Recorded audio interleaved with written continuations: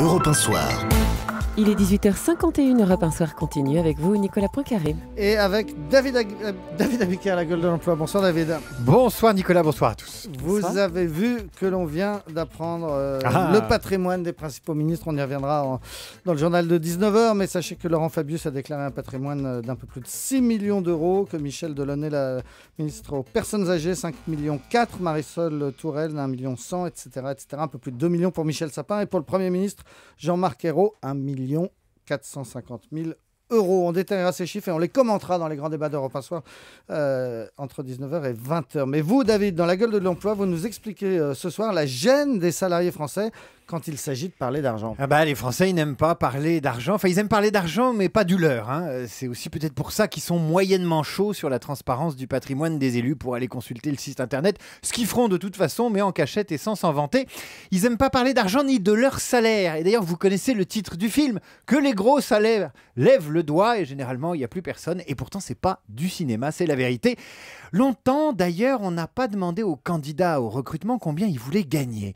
On lui a demandé ses prétentions. Prétention, c'est la même racine et ça en dit long sur notre rapport, nous salariés, au fameux salaire.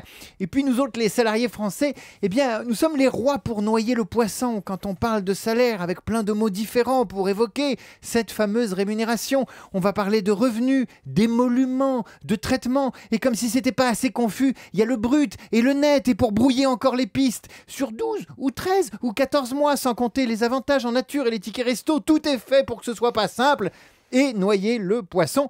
Et côté psychanalyse, c'est pire encore. Le synonyme de salaire, c'est sanction, châtiment, punition. Et oui, le salaire de la peur, le salaire de la gloire, le salaire a un côté obscur en français.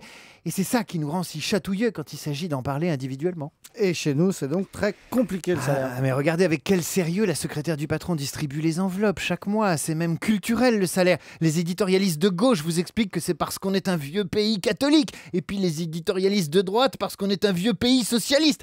Donc chez nous, on n'aime pas du tout afficher son salaire, sauf quand Le Point, l'Express ou le Nouvel Observateur fait son 4e numéro de l'année sur le vrai salaire des cadres. Généralement, les ventes explosent. Normal, parce que ce qui intéresse les Français, c'est de savoir combien gagne le Français d'à côté. Jamais on lui demandera directement, évidemment, parce que c'est une question un peu gênante. En revanche, on en parlera tout seul du salaire sur je suis bien payé.fr ou comparetonsalaire.com. En vérité, le salaire, c'est un élément de notre corps, c'est presque sexuel. De notre corps. Eh oui, le salaire, c'est corporel, c'est sexuel. Lisez ce que dit Jean-Luc Mélenchon sur son argent, sur son blog.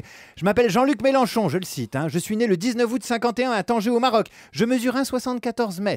Je pèse 79 kg. Ma taille de chemise, 41-42. Ma taille de pantalon est 42. Je sauce du 42. Tous mes cheveux sont naturels et ils ne sont pas teinté. Il aurait pu nous en dire beaucoup plus sur son corps, Jean-Luc Mélenchon, mais il ne l'a pas fait. On lui aurait demandé de se mettre à nu. Il n'aurait pas fait une meilleure réponse. Le bulletin de paie, c'est encore plus intime que le corps. Voilà pourquoi les Français n'aiment pas en parler. Pire, le bulletin de salaire, c'est sexuel. La preuve, quand on demande à un Français de vous montrer son salaire, il vous répond « toi d'abord ». Toi d'abord, on ne saurait faire plus explicite. David Abiker, Nicolas...